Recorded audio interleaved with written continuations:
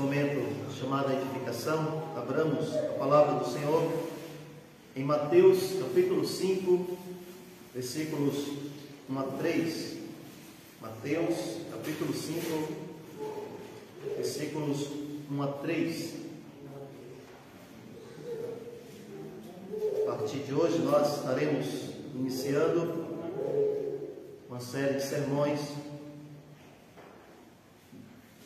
deste capítulo 5 até o capítulo 7, que são textos que apontam para o Sermão do Monte. Iniciaremos a partir de hoje esta série de sermões. Capítulo 5, versículos 1 a 3. Todos acharam o texto? Vendo Jesus as multidões, subiu ao monte e, como se assentasse, aproximaram-se os seus discípulos. E ele passou a ensiná-los, dizendo: Bem-aventurados os humildes de espírito, porque deles é o reino dos céus. Oremos.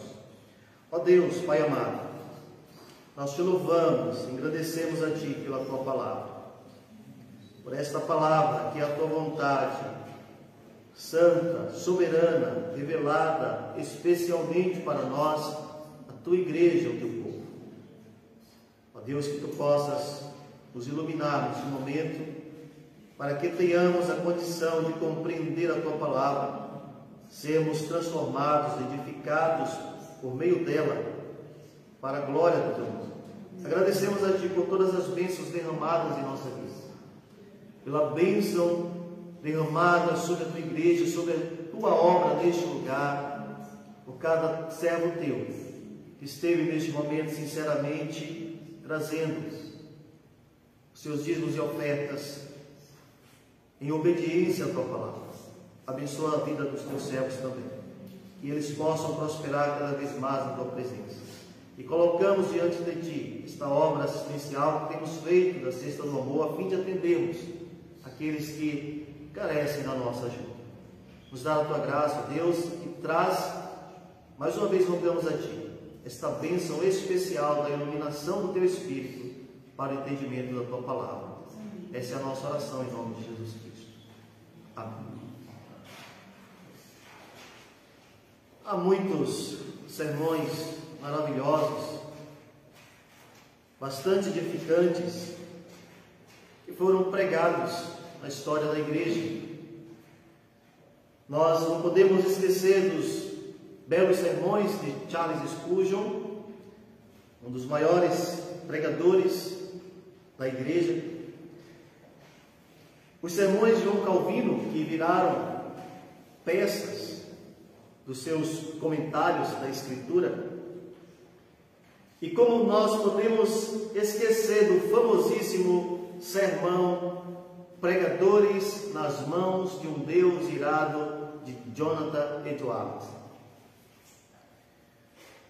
São sermões maravilhosos, sermões que edificaram a igreja no tempo em que foram pregados e que edificam a igreja em nossos dias.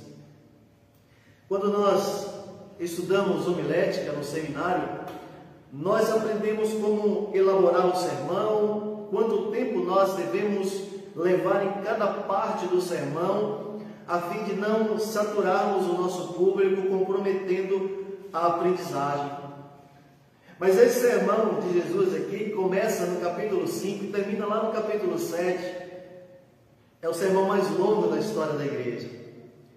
E é um sermão que não saturou aqueles que estavam ali lhe ouvindo, aprendendo, e aqueles que devem hoje também ouvir esse sermão através da leitura, do estudo e dos sermões que são pregados, apontando para esse texto. Meus irmãos, esse texto aqui do Sermão do Monte, ele nos traz algumas advertências muito importantes, divididas aqui em partes, nos mostra aqui as implicações para entrar no reino dos céus, nos mostra a aplicação da lei para a nossa vida, nos mostra como deve ser a nossa piedade e o padrão de nós, aqueles que estão entrando e que estão dentro do seu reino. O que é que esse texto nos ensina, meus irmãos? Aqui nós podemos aprender, neste primeiro ponto, sobre as bem-aventuranças. E o que isto representa para nós?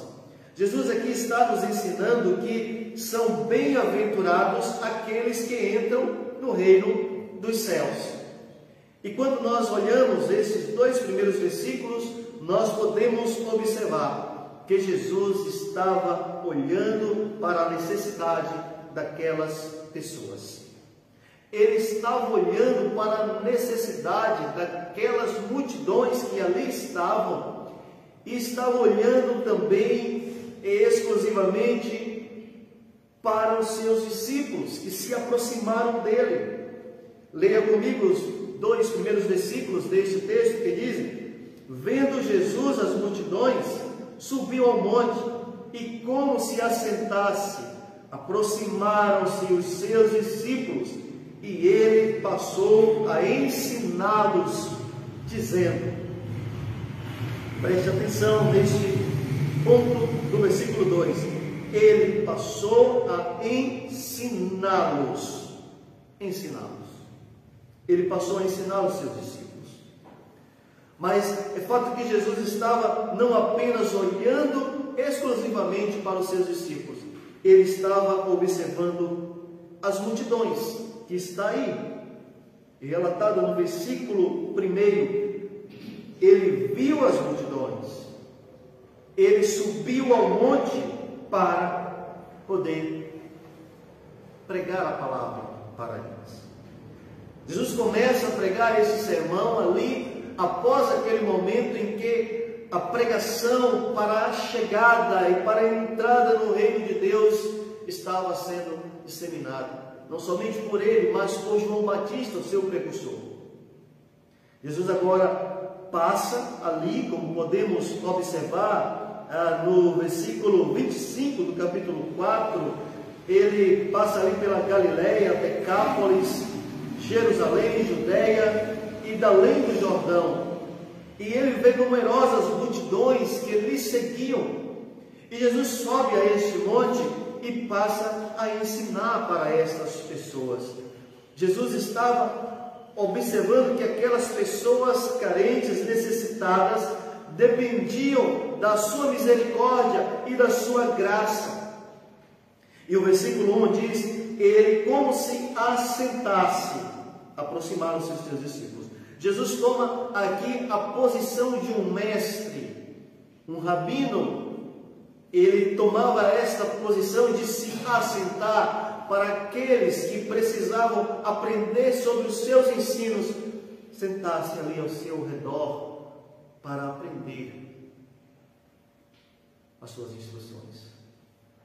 Mas há uma diferença aqui deste mestre que é Cristo para os mestres rabinos, os quais foram censurados por Jesus, os quais Jesus os repreendeu, dizendo: vocês atam fardos pesados nas costas das pessoas, quando vocês mesmos não querem mover com medo. Jesus estava olhando para a gravidade da situação daqueles homens e mulheres que ali estavam, que eram pessoas necessitadas da sua graça, da sua misericórdia. Olhe para o versículo 23 a 25 do capítulo 4, para que você entenda qual era a gravidade daquelas multidões que estavam ali seguindo Jesus. O texto diz: percorria Jesus toda a Galileia, ensinando nas sinagogas, pregando o evangelho do reino e curando toda sorte de doenças e enfermidades entre o povo. E a sua fama correu por toda a Síria. Trouxeram-lhe então todos os doentes, acometidos de várias enfermidades e tormentos, endemoniados, lunáticos e paralíticos. Ele os curou. E da Galileia, Decápolis, Jerusalém, Judeia e da além do Jordão, numerosas multidões o seguiam. Olha qual era a situação daquelas multidões. Olha só qual era a profundidade do problema daquelas pessoas. necessitadas, pessoas que precisavam de ajuda, que precisavam ser curadas, outras que precisavam ter a condição de se locomover, pessoas acometidas por demônios, pessoas com problemas muito sérios. E Jesus estava olhando para a situação daqueles homens e mulheres.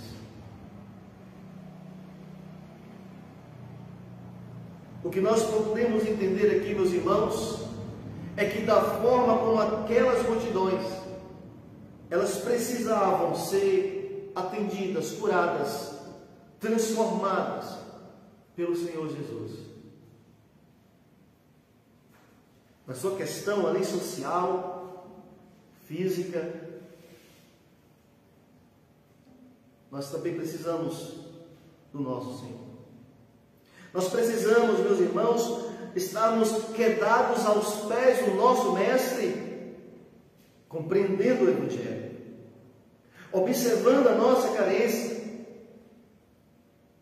olhando que mesmo nós não estando na situação de enfermidade, de sujeição ao inimigo de nossas almas, como estavam aqueles homens e mulheres daquele tempo, mas nós precisamos, de igual modo, depender do Senhor. Depender do Senhor. Precisamos sim sermos curados, sarados, transformados pela graça soberana do nosso Deus. Nós dependemos do Senhor. O grande problema do homem é quando ele não consegue sair, desmontar do seu orgulho, da sua soberba, achando que ele não depende de Deus para nada. Nós precisamos sermos humildes diante do nosso Deus. Então aqui nós podemos entender que Jesus, ele observava para as necessidades daqueles homens e mulheres, mas também ele observava a necessidade espiritual daquelas pessoas. Elas tinham necessidades físicas, materiais, sociais, mas elas também tinham necessidades espirituais. O que é muito mais grave do que a questão social e financeira. Olha o versículo 3 que diz: bem-aventurados os humildes de espírito, porque deles é o reino dos céus. Jesus tinha olhado para pessoas humildes, para pessoas pobres, no âmbito material. Mas ele agora nos diz que nós, como homens, como seres humanos falíveis, pequenos, pecadores, somos também carentes espiritualmente. Nascemos assim. O apóstolo Paulo nos diz que nascemos caídos, os nossos delitos e pecados, mortos nos nossos delitos e pecados, e que necessitamos ter vida em Cristo Jesus.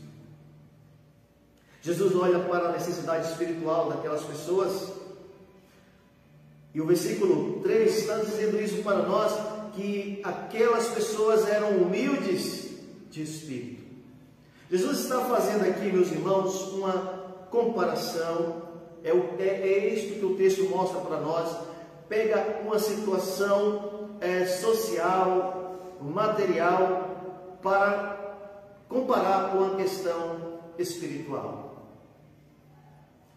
Então, o texto está nos ensinando que nós somos plenamente dependentes de Deus. Do modo como aquelas pessoas precisavam materialmente, fisicamente, serem ajudadas, espiritualmente não é diferente. E espiritualmente a situação é muito mais grave.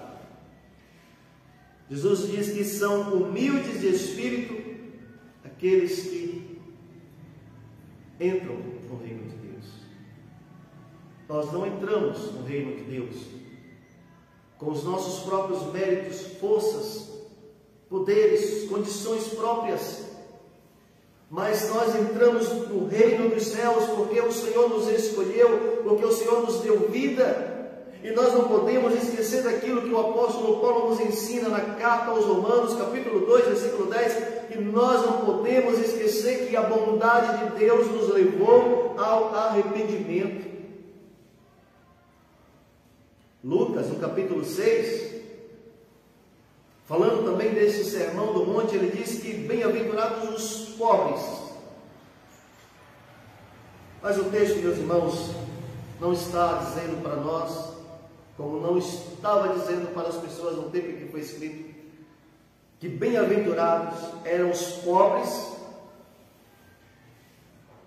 aqueles que tinham necessidades materiais, políticas, sociais, de status, que entram no reino de Deus. Não, não é nada disso. O texto está falando de uma necessidade que o homem espiritualmente já nasce com. O liberalismo teológico do século XIX, ele olha para esse texto e entende que o texto aponta para a questão social. E isso faz com que o Evangelho seja restringido ao mero humanitarismo, para que sejamos levados a cumprir apenas uma missão de agentes sociais. Meus irmãos, eu não estou dizendo que nós não devemos olhar para as necessidades das pessoas, não é um dever nosso olhar para isso. A palavra do Senhor nos diz que a igreja primitiva, ela tinha tudo em comum e ela atendia às necessidades daqueles que precisavam de ajuda. Mas nós não podemos restringir o Evangelho a uma mera questão social, como faz o liberalismo teológico. E surgiu na nossa América Latina uma teologia chamada teologia da libertação, que é uma teologia que faz um conluio com o marxismo, né? Que é uma ideologia diferente, divergente do cristianismo.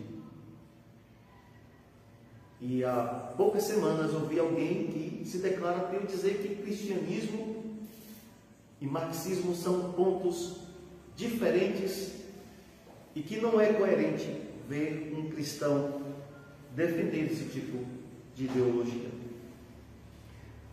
Meus irmãos, o texto está dizendo que são humildes de espírito aqueles que dependem espiritualmente do Senhor.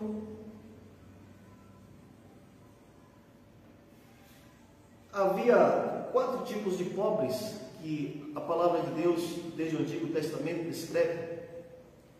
Aqueles que são pobres pela sua indolência e responsabilidade, e a palavra de Deus faz exortações pesadas para que não sejamos indolentes.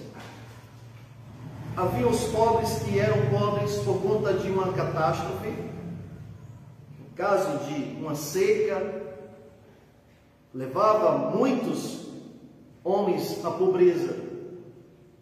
Havia os pobres também que eram pobres por conta da exploração social e política de alguns poderosos. E havia os pobres que eram pobres porque justamente não tinham recursos materiais. Não há, meus irmãos, nenhum demérito em ser pobre. Da mesma maneira como não pode haver também nenhum mérito na própria pobreza. Mas não há nenhum demérito em ser pobre. O texto não está dizendo que apenas entrarão no reino de Deus aqueles que são socialmente pobres. O texto está falando daqueles que são pobres de espírito e que precisam da graça de Deus para entrarmos em Ele. Esse texto, meus irmãos, implica dois aprendizados muito importantes para nós. E é importante que você preste bastante a sua atenção para que você saia edificado por esse texto. O que é que implica isso para nós quando diz: bem-aventurados os humildes de espírito, porque deles é o reino dos céus? Implica para nós, meus irmãos, uma alegria que é irreparável, uma alegria que é incondicional. Bem-aventurados. Há versões muito antigas da Bíblia que fala que são aqueles que são beatitudes, fala de beatitudes, ou seja, aqueles que eram pobres, e esse termo beatitude vem do termo latino beatus, de pobreza. A palavra grega aqui, no manuscrito do Novo Testamento, é Macarios, dizendo felizes. Felizes são os bem-aventurados. Mas R.C. nos diz que essa palavra felizes, ela ainda é insatisfatória. É insatisfatória porque não abrange a profundidade espiritual. A felicidade, diz Spru, é um elemento da bem-aventurança, mas não um elemento exaustivo.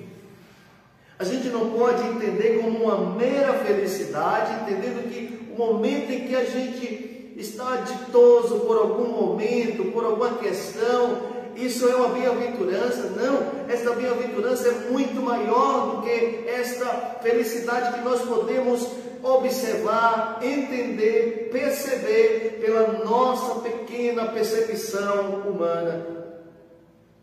D.A. Carson nos diz que não se pode reduzir a bem-aventurança à felicidade, porque essa bênção ela é muito mais profunda e ela significa a aprovação de Deus, de ter sido aprovado por Deus.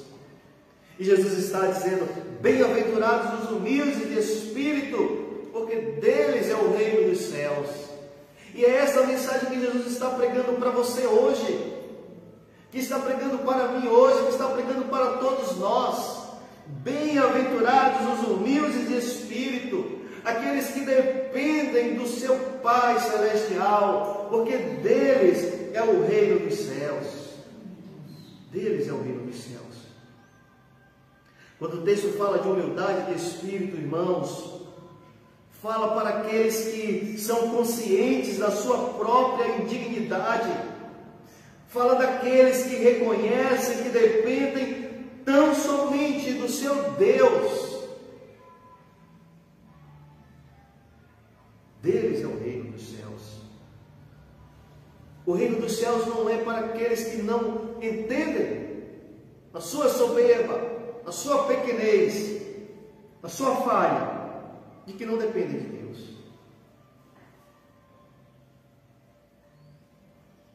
Nós lemos nos Salmos os salmistas orando e dizendo para Deus: me livra, Senhor, da soberba, me livra, Senhor, do orgulho, me leva, ó Deus, a entender que eu dependo apenas de Ti. E a nossa oração hoje, a nossa oração agora, neste momento, deve ser esta: ó Deus, me leva a entender que eu sou um necessitado da Tua graça, que eu sou um humilde de espírito e que eu dependo tão somente da Tua graça e da Tua soberana, absoluta vontade. O texto, meus irmãos, não implica apenas esta alegria irreparável de sermos felizes, bem-aventurados, mas implica também uma bênção que é destinada para nós, que é destinada para os eleitos. Qual é esta bênção? Porque deles é o reino dos céus. São felizes os humildes de espírito. Por qual razão? Porque deles é o reino dos céus. A entrada no reino dos céus. E Mateus, não sei se vocês sabem, ele vai sempre falar reino dos céus. Ele não fala reino de Deus. Ele, como judeu, tinha esse cuidado. Falar sempre reino dos céus. E era um cuidado que judeus zelosos tinham para não usar o nome de Deus em vão. Embora, é claro que a palavra de Deus ela é santa, ela é perfeita. Mas esse é um cuidado que Mateus tinha. Ele dizia reino dos céus. O reino, meus irmãos, ele já veio. E nós estamos nele. Uma grande parte dos irmãos, a sua teologia bíblica, entendem que o reino não chegou. Que nós ainda vamos entrar no reino quando Cristo voltar. Não. O reino já chegou. Você pode observar João Batista dizendo: o reino dos céus é chegado. Jesus disse: o reino dos céus é chegado. Nós já estamos no reino. Cristo, o Senhor, o Rei dos Reis, Senhor dos Senhores, já veio e já reina. O que falta apenas é a consumação do reino. Mas que ele já veio, que nele já estamos, isso é fato em concurso, como nos narra a Escritura Sagrada.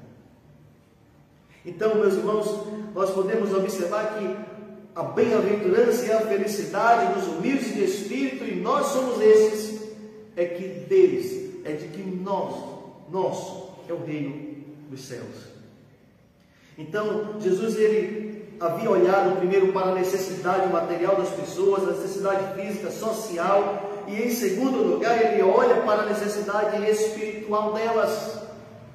Vocês dependem da minha graça soberana para serem salvos. Vocês dependem da minha vontade para entrar no reino dos céus. E quando nós estudamos a teologia da aliança, nós nos sentimos bastante confortados, felizes e seguros pelo que Deus nos revela. De um Deus Pai que projeta a aliança, de um Deus Filho que executa a obra da aliança, e de um Deus Espírito que aplica a obra do Cristo ressurreto no coração daqueles que estão aliançados com Deus. E é justamente isso que nós podemos ver nesse texto. É justamente isso que nós podemos observar aqui. As normas, as implicações para entrar no reino de Deus. O padrão daqueles que estão dentro do reino de Deus. E por isso, meus irmãos, eu quero concluir esta mensagem. Eu quero concluir dizendo para você que você deve perceber que você é alguém que depende de Deus.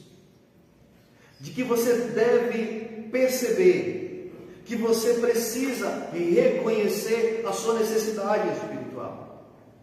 Eu quero dizer para você que você deve perceber que Jesus é somente Ele que traz uma alegria incondicional, irreparável para aqueles que são humildes de espírito.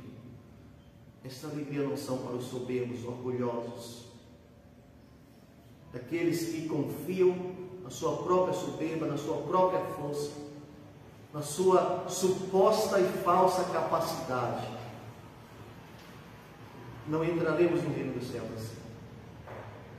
O reino dos céus é para aqueles que são humildes de espírito. Você tem reconhecido isso? De que você deve ser humilde de espírito? De que você é alguém que depende do Senhor? Traga essas questões para que você possa refletir, repensar, para que a palavra de Deus ela seja aplicada ao seu coração. Baixe sua cabeça, reverentemente, esteja orando. Nós estaremos orando para que o Senhor aplique a sua palavra ao coração de cada um de nós.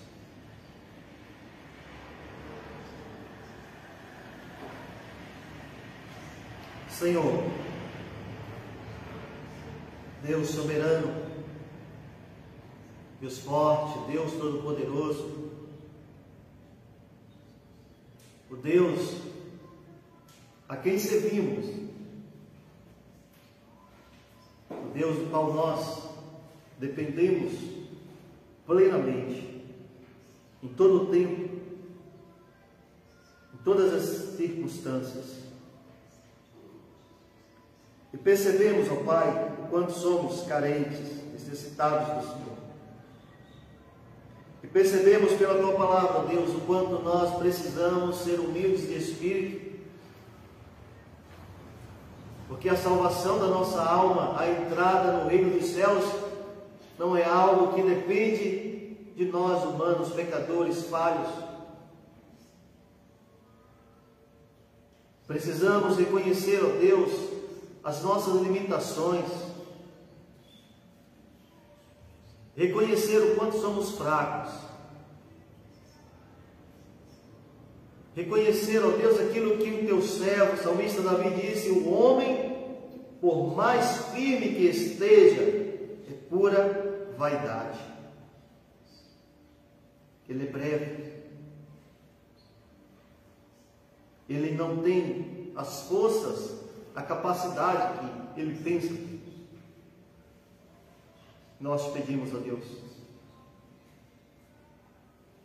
a nós, aqueles que são esses humildes de espírito, ajuda-nos para que nós reconheçamos o quanto somos dependentes de Ti. Ó Deus, que a Tua palavra seja aplicada ao coração de cada um de nós, aqueles que aqui estão, aqueles que nos assistem, para que nós possamos, ó Deus, sermos abençoados com esta bem-aventurança, para que nós estejamos cada vez mais confirmados no reino dos céus. Abençoa, Deus, a cada um de nós, a cada família aqui presente, representada. Abençoa, Deus, a nossa terra. Este período, Deus, de tantas situações, esta disputa política, onde vemos esta polarização, mas que nós possamos, ó Deus, compreender que Tu és soberano e que nada, absolutamente nada foge do Teu controle. E pedimos a Tua bênção sobre a nossa terra, sobre as autoridades constituídas e sobre aquelas que serão constituídas para os próximos 4 anos. Mostra, ó Deus, para nós, para a Tua igreja, que dependemos do Senhor, não dos homens, mas que esses devem apenas ser instrumentos nas Tuas mãos, para que possam exercer aquilo que a Tua palavra determina que eles exerçam como autoridades políticas. Ó Deus, que Tu possas despedir-nos em paz nesse instante e que nós possamos logo mais estarmos de volta para podermos cultuar o Teu santo nome. Nos abençoe, ó Deus, em nome de Cristo Jesus, nós oramos agradecidos. Amém. Amém, meus irmãos. Que Deus assim nos abençoe, aplique a Sua palavra ao coração de cada um de nós.